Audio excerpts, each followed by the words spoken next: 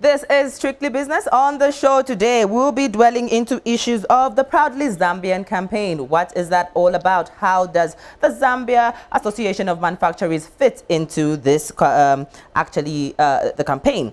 Events and PR in the COVID era, how do these fit in, especially that these two sectors need physical contact? Survival strategies on micro businesses and small traders in the era of COVID. In as small as the business can be, how affected is it by the COVID era? This is what we're going to be talking about on Strictly Business. We start off with our myth or fact, and we will be talking to Mr. Lewis Chimfwembe, Proudly Zambian Campaign Coordinator. Let's get to our myth or fact.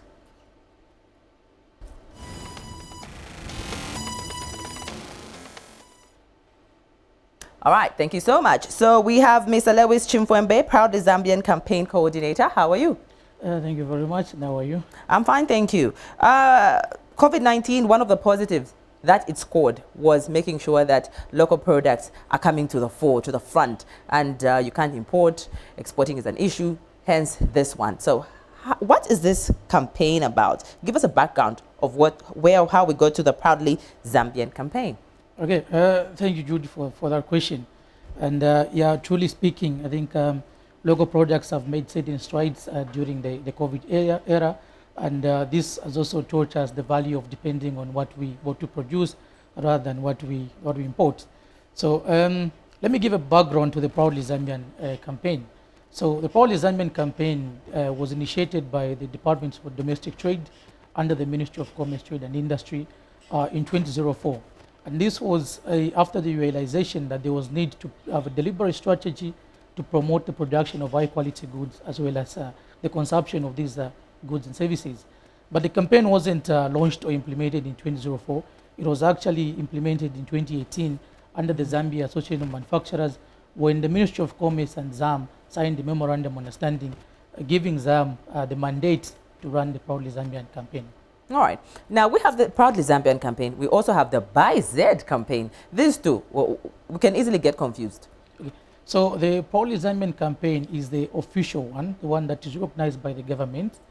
The Buy Z campaign and other private initiatives are private in nature, but they are both trying to promote what is produced locally, the consumption of local products and services. But the major distinction is that Proudly Zambian campaign is the official one. That's the one that carries the national flag. All right. What's the Proudly Zambian campaign trying to achieve therein then? Okay. So we noted some time back that there was a cry from the public to say what is being produced locally is not meeting the standards. Consumers normally prefer to buy imported products. And because of this, we are trying to promote companies that produce very high quality goods and services, that when you buy as a consumer, you get value for your money. So on one hand, we're trying to promote a high quality products, the production of these high quality products and their consumption. But on other fronts, we're trying to promote other things like being tax compliant, ensuring that companies are adhering to the labor laws. We're trying to promote exports, because remember, if you're producing goods that are of inferior quality, it's very difficult for you to penetrate the export markets. So with a production of high quality goods and services, we'll try to see that we'll be able to penetrate the region and international markets, and basically just economic growth, overall. All right. Then the benefits to the Zambian consumer, because we hear a lot of Zambian consumers talking about Zambian products not being at par, they're not that attractive. When you talk about packaging, manufacturing industry, the complaints go on. So is there a benefit? So there's quite great benefits to the consumers. On one hand, when you're buying a Proudly Zambian product, you are assured of quality. So, and there's a way in which you can identify them. Obviously, we'll talk about that a bit later. But when you're buying a Proudly Zambian product, you are assured of quality, you are assured of value for your money. We don't want you to buy a product and then when you use it, you feel that you wasted your money. But again, Jude, when you look at the way things operate in the economy, when you are buying products that are produced in Zambia, you are creating demand for those products. And at the end of the day, you are pushing the company to produce more. As that company starts seeing the demand increasing for their products and they want to produce more, they will eventually have no option but to employ more people. So to a consumer, in as much as you'll be getting value for your products, you're actually doing a service to the economy by being part of the people that are promoting growth of the economy in Zambia. All right. How can the consumer identify these products? Because believe it or not, there are some Zambian products that I know people will think, is this Zambian? It looks international. So is there something that we can look out for when you're in the shops, when you're out there to see that, all right, this product is a proudly Zambian product? Right. Yes, so there is the Proudly Zambian projects or products under the Proudly Zambian campaign carry a certain logo with them. I was hoping that we can display the logo so that consumers can see. I don't know if that is possible. I'm sure our director will make a plan up there. All right. So they do have a logo, and one thing I should emphasize is that the logo is not the Zambian flag. You see a lot of products on the market, carrying the national flag and then being labeled Proudly Zambian product. No, that's not our logo. There's a specific logo. If you can't see it on the screen, if you go to the Zambia Association of Manufacturers website, you'll be able to see the logo. So that's a logo that is, for Proudly Zambian campaign products. All right. This year, what does the Zambian Manufacturer Association have, planned, and specifically for the Proudly Zambian campaign? Yes. So this year we have a number of things that we are trying to do under the Proudly Zambian campaign, and one of them is the business conference that we'll be hosting in February this year. Mm-hmm. And on this conference, we are trying to have the managers for the chain stores, so the managers for ShopRite, Pick and Pay, Shopee, Spar. We're also trying to have representatives from government departments, for example, from the ZPPA, and then we have the industry players in one room. Mm-hmm. And what we're trying to achieve with this conference is, can the players in the chain stores tell the Zambian manufacturers or producers what is it that they should do in order to get their products, in the chain stores. We also want the government departments that buy things to prioritize buying locally made product. So we are trying to create business linkages in one room, and we are hoping that by the time we finish with the conferences, we will see a lot of chain stores taking up more and more Zambian products. I'm sure you've heard these complaints that there is a lot of foreign products in our chain stores, and therefore this conference is meant to actually revise some of that and then see to it that we have more and more local products, as well as the government. ZMBs, obviously. Oh, all right. Okay. Thank you so much for coming through. I appreciate talking to you. Thank you very much. All right. You're still watching Strictly Business. Still to come up, we will be talking to Chishimba Nyambe, one of the PR girls from PR Media, to just talk about PR and events management during the era of COVID. We will also be getting to David Longe, a business consultant, talking about micro and small traders. How are they being affected in the era of COVID? These two will be via phone. But right now, let us get to our corporate news.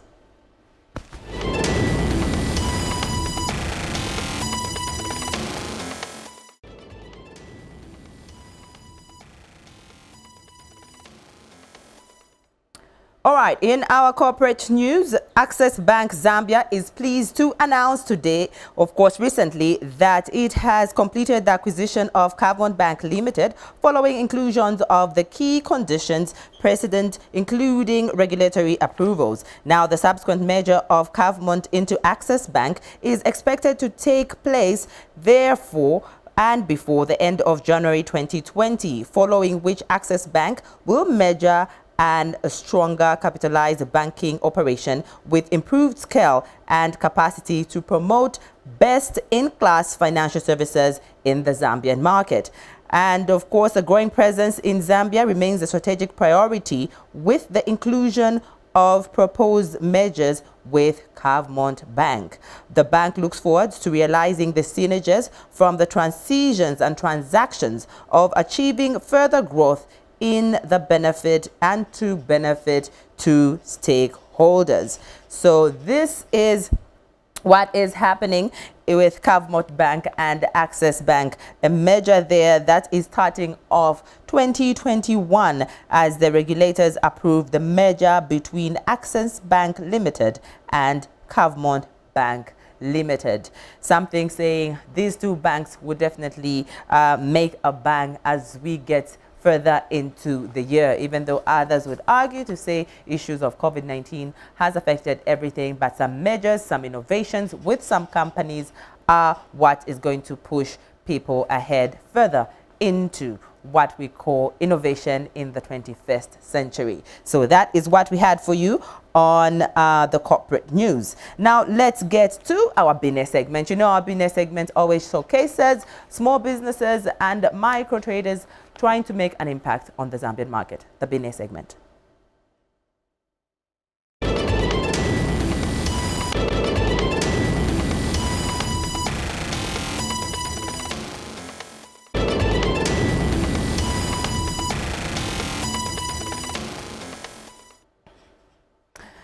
You still watching Strictly Business. We get to talk to Mr. David Longe, a business consultant, via phone. We want to understand the issue of small traders as well as the micro businesses in our country. Mr. Longe, how are you? Happy New Year. Happy New Year, Judy. How are you? I'm fine. All right. The impact of COVID-19 on, you know, street hawkers, small businesses, small traders, what is it? To which extent exactly? Thank you very much. This is a global phenomenon. It's a global impact on every businesses, whether small, medium, or large. But significantly, it's a chain reaction. As long as the big guns are affected, it practically down the line affect the small traders, the mothers in the street, the brothers in the street, and this has impacted them significantly, and it has also impacted the economy because of their impact as well.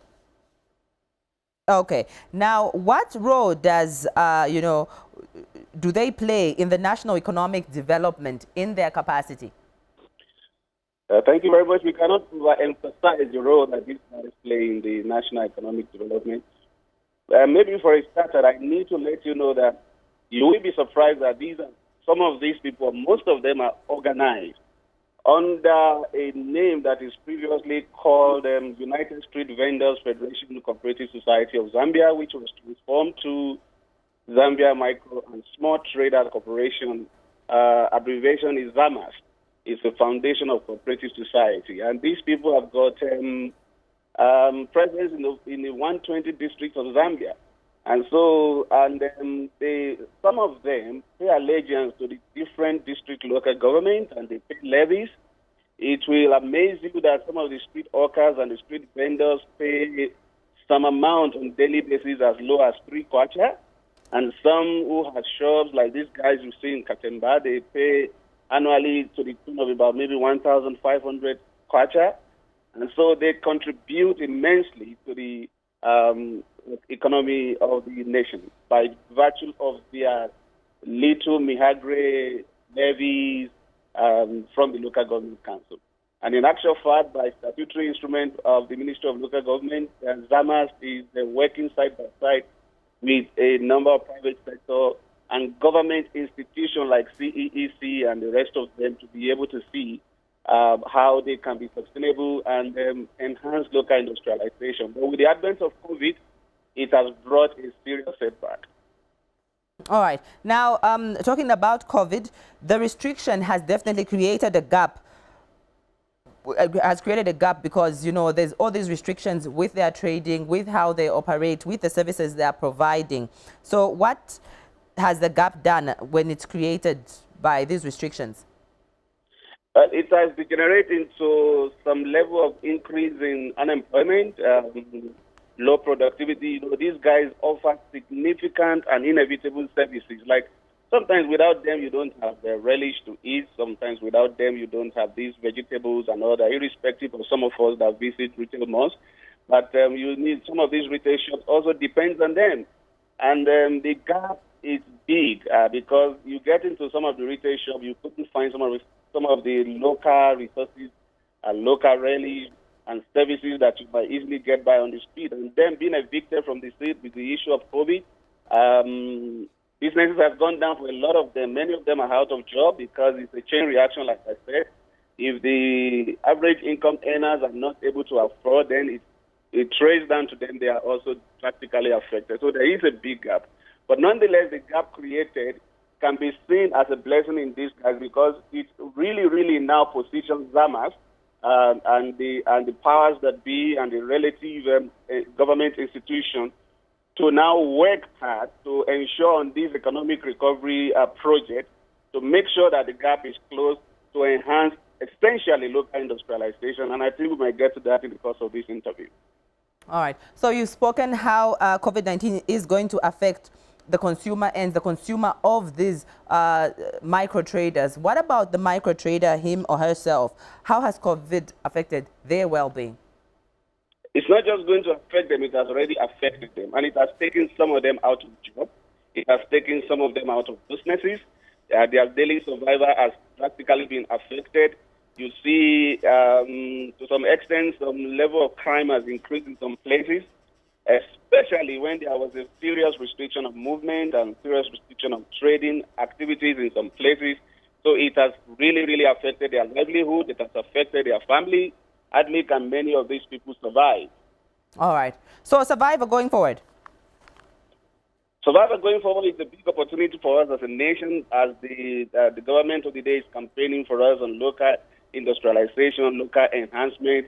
I think COVID, in a nutshell, has given us a big opportunity in opening up to some of the advantages we can have as a nation to take advantage of our local resources and become more of a producing nation, become more industrialized locally using our local resources. I believe the relative agencies of the government and the private sectors needs to take much more responsibility with respect to this. And I'm speaking also to local investors to see how we can enhance the capacity of these people. Like I did mention, Zamas is a very organized cooperative society that works with quite a number of government entities to ensure we have the 7th National Development Plan achieved, and now we have the economic recovery program that can also be achieved. But I feel one of the ways we can do this is to focus on local industrialization. And by doing so, we will be able to enhance the skill and identify young or enterprising individuals that can we can jumpstart on a small-scale level or artisanal level, of which Zamas already constituted quite a number of these people in different categories. Once we're able to enhance the bakery, the pastry producer, the coffee shop, the carpenter, this man goes ahead to employ a few other people through the skill enhancement program or skill acquisition program or little financial support program. I feel when we look into this, we'll be able to accommodate some of these people that are already drastically affected by COVID impact economically, and with the deliberate effort of the government on economic recovery at different district level, at local government level, at national level, working with all relevant stakeholders. All hands must be on deck. I think at the end of the day, in a short time, we will be able to get somewhere in accommodating and enhancing the livelihood of these people. Definitely. In a short time. Definitely. Well put. Thank you so much, Mr. Longe, for coming through. You're welcome. All right. Mr. Longe's last point is stressing on issues of young entrepreneurs being innovative. And being innovative is not only about, pushing in issues of ICT and all that, but innovation is making sure that you find alternatives, especially in the wake of COVID-19. Another sector that we want to understand how it's maneuvering and trying to just beat the odds when it comes to survival in the era of COVID-19 is public relations as well as events management. And on this one, I did get through to the PR girls. I'll be talking to them via phone, also trying to understand how they've been coping, what innovative measures they've put in their company, in their business, and what can you get in terms of one-on-one chats with them. When you look at positives and negatives, COVID-19, I know most people will look at it as a health hazard, but what positives are coming out of it? What are those things that are pushing us to the edge to make sure that you've been reluctant, but then because of it, we are just embracing them? Most people, economic scholars talk about solving a problem is what entrepreneurship is all about. Is it really the case in the issue of COVID-19? So some of the sectors have been worse hit than others, but they have managed to survive and maneuver. What are those strategies? What are those innovations that they are putting in place to make sure that these innovations, these strategies are what will make us cope in the era of COVID? let's talk about the statement.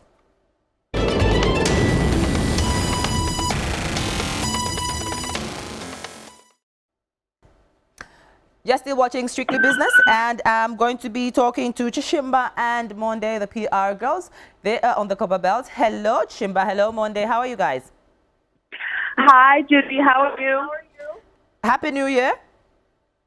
Thank you. Happy New Year to you, too. Okay, all right. Tell me your opinion. To what extent has COVID-19 affected events and PR? Oh, man, that's such a long question. We could talk about it all day. This is Chishimba, Chichi, and I mainly handle the branding and the PR at PR Media. And COVID has been such a deterrent in planning, and a huge aspect of entertainment industry, or even just PR, public relations studies, is a lot of planning. So which means we spend a lot of time strategizing, penning down what we're planning on doing and how we're doing it.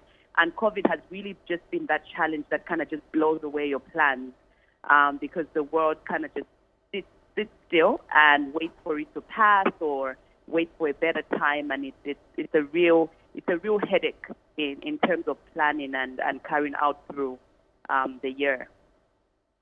Okay. Now, before I came through to you, I was talking to a business consultant. His name is David Longe. He was talking about innovation being such a center for so many, businesses and enterprises moving forward, especially in the wake of COVID. Why does innovation stand center in PR today, and how has it made you guys creative, especially with survival strategies? Hi, Judy. This is Monde here. I think that what has pretty much made us survive COVID, if I can put it that way, is, deliberately accepting, first of all, change, and sitting down to strategize and, seeing how best you can survive in times like this. So I'll give you a very practical example. For PR Media, there's two elements to the business.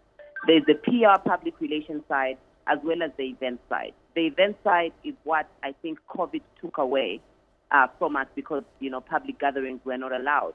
So we pretty much just had to amplify the PR side to the business, where we went into these corporates and pitched business to them to say, listen, right now, there's no public gatherings, but how best, this is what we can do. So for you how then have you become more creative creative because of it, Monde? Come again? How then has it made you more creative? Creative in terms of, coming up with fresh ideas to, for ourselves as well as our corporate clients, on how best they can remain top of mind and still trend and still be attractive, even when there's no events happening or public gatherings. So that's, use of social media campaigns and other ways using technology to, still communicate to the masses and still, communicate, say, we are here, you can still somehow experience us, and hopefully in better times we'll be able to gather and still, have face-to-face interactions. It's like COVID-19 has woken up a side of our brains or our psyche that was really kind of slipping, to be polite. So when it comes to training and PR, PR training, events training in schools, what would you suggest in terms of what they should be looking at, what they should be looking for, seeing that the world is changing? Hi, Judy. Chichi here. Yes, Chichi. So I like how Monde has really touched up on the element of creativity and how COVID has really made us think out of the box. I touched up on earlier about how there's certain traditional elements of public relations that we've been studying in school. And even we're trained, and if you're academic and you've got a degree or some tertiary education in public relations, you learn these key lessons. But what COVID-19 has done is thrown away a lot of those lessons and created a completely new, unseen before situation that now we have to kind of like start studying and evaluating and learning. So moving on forward, and a lot of the students that we work with as interns or even work with or talk to in some of our other CSR activities is really just for these kids to start looking at how they can learn from this situation and gather a lot of theory Oh, practical unfortunately, because of learning. time, I have so much fun talking to you guys, but because of time, we have to wind up now. Thank you so much. Okay. You have been watching Strictly Business. Join us next week again at the same time for more information on business. My name is JUDYNGULUBE.